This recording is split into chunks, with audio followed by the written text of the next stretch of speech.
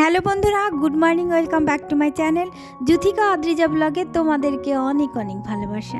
আশা করছি তোমরা নিশ্চয়ই ভালো আছো আর আমিও ভালো আছি। তো চলে এসেছি একটা নতুন ব্লগের সাথে। আশা করবো আজকের ব্লগটা তোমাদের অনেক অনেক ভালো লাগবে।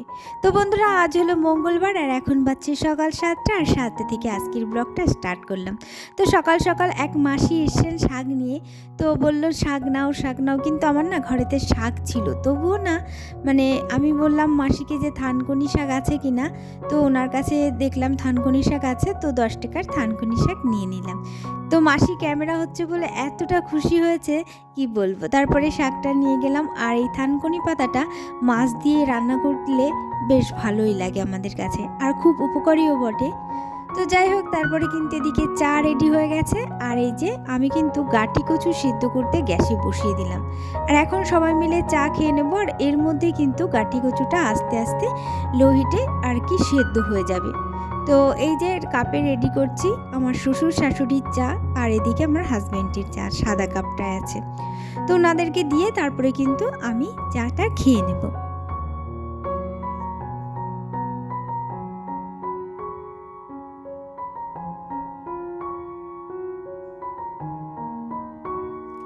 তো চাটা খাওয়ার পর তারপরে কিন্তু কাঠের উনুনে ভাত বসিয়ে দিচ্ছি।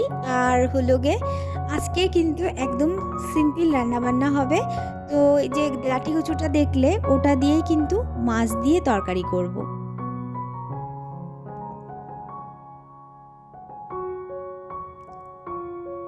ওদিকে কিন্তু ভাত উতরে গেছে, আর এদিকে গাঠি কচুটাও কিন্তু অনেক আগেই সেদ্ধ হয়ে গেছে। তো সেটা এখন ছাড়িয়ে নিচ্ছি।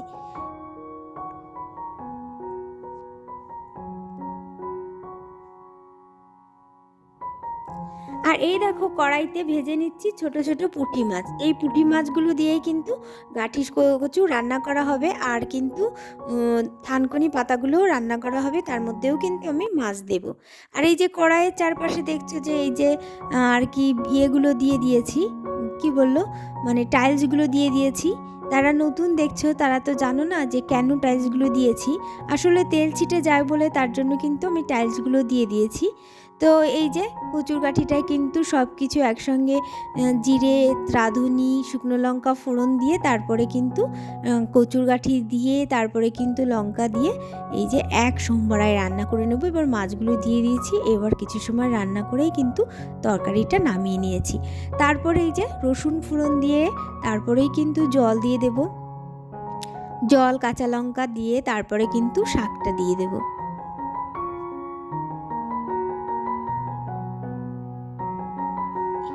কিছুটা মাছ তরকারিতে গাটি কচুতে দিয়েছি, আর কিছুটা মাছ শাকে দিয়ে দিলাম।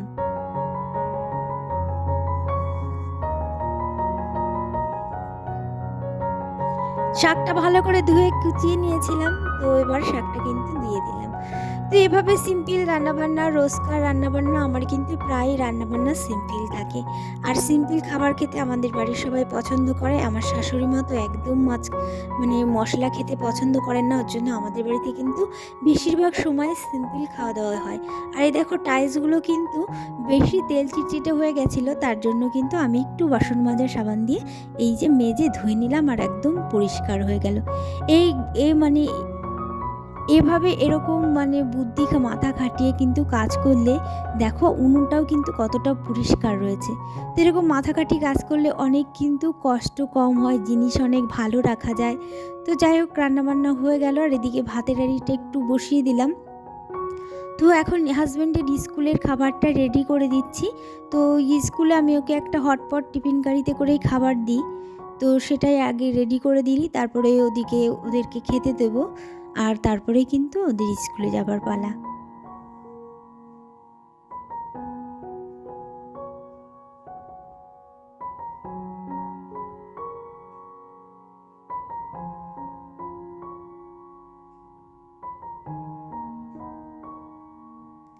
আমার এই পর্যন্ত ব্লগটা তোমাদের যদি ভালো লাগে অবশ্যই কিন্তু কমেন্ট করে জানিও। অবশ্যই অবশ্যই ভিডিও দেখে একটা লাইক করো, আর আমার পাশে থেকো। তো বন্ধুরা, তারপরে কিন্তু সকালে রান্না বান্না খাওয়া দাওয়া সমস্ত কিছু কমপ্লিট। হাজব্যান্ড মেয়ে স্কুলেও চলে গেছে, আর আমি কিন্তু চলে এসেছি উপরের ঘরে। কারণ সব উপরের না অনেক বিছানা কাঁথা তেমন গোছানো হয়েছিল না, কারণ আজকে বিছানার চাদরটা পাল্টে দেব। ওর জন্য আমি না ওই বিছানাটা গোছাইনি। তো ভাবলাম একবারে সব যখন রোদ উঠবে তখন আর কি এই যে কাঁথা কম্বলগুলো এগুলো একটু রোদেও দিয়ে দেবো, আর বিছানার চাদর বালিশের কভার এগুলো পাল্টে নেব। তারপরে কিন্তু এই যে ব্যালকনি ছাদে দিয়ে দিচ্ছি, এই যে কাঁথাগুলো দিয়ে দিলাম, কাঁথা লেপ কাঁথা সমস্ত কিছু কিন্তু ব্যালকনি ছাদে দিয়ে দিচ্ছি। আর এদিকে কিন্তু সব কিছু কমপ্লিট করে নিচ্ছি, মানে গুছিয়ে গাছিয়ে আজকে একটা নতুন বিছানার চাদর পেতে দেবো বিছানায়।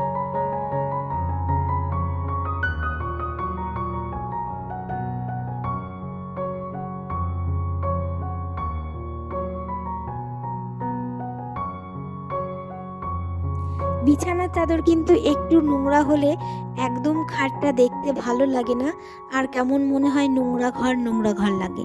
কারণ ঘরের সৌন্দর্য কিন্তু খাটেই বেশি হয়, আর খাটটা যদি সবসময় চকচকে পরিষ্কার করে রাখা হয়, তাহলে বিছানা কাঁথাগুলোও সুন্দর করে রাখা হয়, তাহলে কিন্তু দেখতে অনেক বেশি সুন্দর লাগে। তাই আমি চেষ্টা করি যে সামান্য একটু নোংরা হওয়ার আগেই আমি চাদরটা পাল্টে দিই, আর চাদরটা কিন্তু ধুয়ে রেখে দিই, আর যেটা পাতলাম সেটা আবার কিছুদিন থাকলো। এরকম করেই কিন্তু আমি নিয়ম মাফিকভাবে বিছানার চাদর পাতা কিংবা উঠানো এগুলো করে থাকি। তো বালিশগুলোও কিন্তু একটু রোদে দিয়ে দিলাম। আর এদিকে তারপরে কিন্তু এই যে টিনু, মানে আমাদের পোষা, আমার মেয়ে একটা বিড়াল পোষে, তো বিড়ালটার নাম দিয়েছি টিনু। তো ও তখন খাওয়ার সময় ছিল না, পরে এসে খাওয়ার জন্য বিরক্ত করছিল, তো ওকেও কিন্তু খেতে দিয়ে দিলাম। আর ও যেহেতু মাছ কিংবা দুধ ভাত এগুলো ছাড়া খেতে চায় না, তার জন্য কখনো মাছ দিয়ে দিই, কখনো দুধ দিয়ে খেতে দিই। তো যাই হোক, আজকে না রান্নাঘরের নিচের রান্নাঘরের ডাইনিং টেবিলটা ভালো করে একটু ক্লিন করে নেব, কারণ কেমন একটা রান্নাঘরে থাকে, তো রান্নাঘরে তো একটা তেল শীতলের ভাব থাকবেই, সেটা ওড়ে সব সময়। তো তার জন্য এই টেবিল কভারটা কিন্তু একটু তেল ছিটছিটে হয়ে যায়, তখন কিন্তু আমি আলাদা করে ধুয়ে বাইরে নেড়ে দিয়ে শুকিয়ে আনি না, এটা জায়গায় বসেই কিন্তু আমি এভাবে পরিষ্কার করে নিই। প্রথমে একটু সার্ফ ছিটিয়ে নেব, তারপরে একটু জল ছিটিয়ে দিয়ে, তারপরে কিন্তু একটা বাসন মাজা খোসা দিয়ে আর কি একটু ঘষা দিলেই পুরো চকচকে পরিষ্কার। তারপরে মানে একটা ন্যাকড়া দিয়ে জল ভিজিয়ে মুছে নিলে, দুবার করে মুছে নিলে পুরো কিন্তু চকচকে হয়ে যায়। তো সুন্দর করে মুছে নিয়ে তারপরে কিন্তু আবার টেবিলটা সাজিয়ে রেখে দিলাম।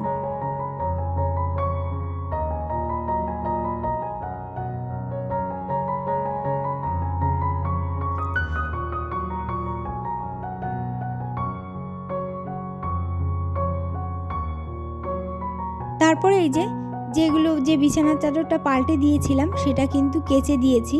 তো গরম জলে যখন নিয়ে গেছিলাম খোলার পর কিন্তু আমি গরম জলে ভিজিয়ে রেখেছিলাম। তো গরম জলে ভেজানোর পর তারপরে অনেকটা পরেই কিন্তু এখন কেচে দিয়েছি। আর এই যে বিছানার মানে বালিশের কভারগুলোও কিন্তু কেচে দিয়েছি। আর শাশুড়ি মা মেয়ের কিছু জামাকাপড় এগুলো একসঙ্গে কেচে দিলাম।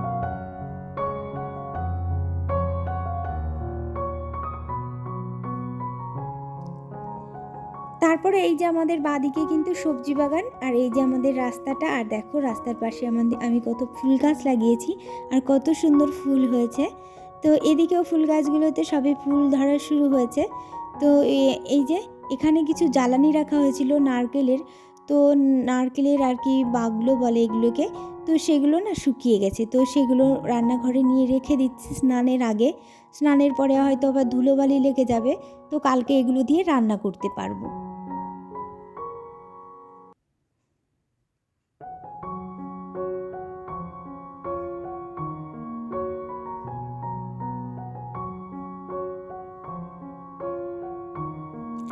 তারপরে কিন্তু স্নান করে নিয়ে অনেকটা সময় কেটে গেছে, আর এখন হলো বিকেলবেলা। তো বিকেল এখন কি বলবো 3:30 বাজছে। তো এখন কিন্তু আমি গম ঝাড়তে বসে পড়েছি, কারণ সেদিন যে গমগুলো রোদে দিয়েছিলাম আর কি কালকে বলতে পারো, সেই গমগুলো না শুকিয়ে গেছিলো, কিন্তু ভালো করে ভাঙানোর মতো হয়েছিল না। তো গমগুলো আজকে আরেকবার রোদে দিয়ে তারপরে কিন্তু ভালো করে ঝেড়ে পুচে পরিষ্কার করে নিয়েছি। আর এখন যে গমের খুদগুলো রয়েছে এগুলো রেখে দেব। আমাদের বাড়িতে আমার দেওরের কয়েকটা ছাগল আছে, তো সেই ছাগলকেই দিয়ে দেব। আর এই যে চটটা দেখছো, এটাই করেই আমি সবসময় গম রোদে দিই। আর এই চটটাই কিন্তু ঝাড়ার পর তারপরে কিন্তু প্রচুর গম ঝাড়ার পর যে গমের যে ধুলোটা সেটা কিন্তু প্রচুর থাকে। তো কোনো সময় বসার কাজে যদি ব্যবহার করা হয় তার জন্য কিন্তু এটা আবার ভালো করে বালতিতে করে জল বাঁধিয়ে ভালো করে ধুয়ে তারপরে কিন্তু তারে মেলে দিলাম। জলটা শুকিয়ে গেলে আবার ভাঁজ করে রেখে দেব। আর এই যে গমটা ঝেড়ে পুচে পরিষ্কার করেছি সেটা কিন্তু ব্যাগের মধ্যে ঢুকিয়ে রাখলাম, কারণ এই ব্যাগটা নিয়েই ভাঙাতে যাবে আর এর মধ্যেই কিন্তু আটাটা আসবে। যাই হোক, গমের কাজ পুরোপুরি রেডি হয়ে গেল। আর এই যে আমি সেদিন একটা আর কি শু র্যাক অর্ডার করেছিলাম, মানে এর মধ্যে আমরা জুতো রাখবো, কারণ প্রচুর জুতো নতুন নতুন বিভিন্ন এক একজনের 2-3 জোড়া করে জুতো হয়েছে যেগুলো রাখার খুবই সমস্যা। তাই ভাবলাম একটা শু র্যাক কিনি। তো শু র্যাকটা কেনা হয়েছে আর সেটা চলে এসছে, আর এই যে ঘরে রেখে দিচ্ছে। তো ঘরে এখন সাজিয়ে নেব। যাই হোক বন্ধুরা, আজকের ব্লগটা কিন্তু এখানেই শেষ করব। তোমাদের যদি কিছু ভালো লাগে অবশ্যই লাইক করো, কমেন্ট করো, আর অবশ্যই কিন্তু আমার চ্যানেলটি সাবস্ক্রাইব করে আমার পাশে থেকো বন্ধুরা। তাহলে আজকের মতো টাটা, আবার দেখা হবে নেক্সট ব্লগে। ততক্ষণ তোমরা সুস্থ থেকো, ভালো থেকো। ওকে, গুড নাইট।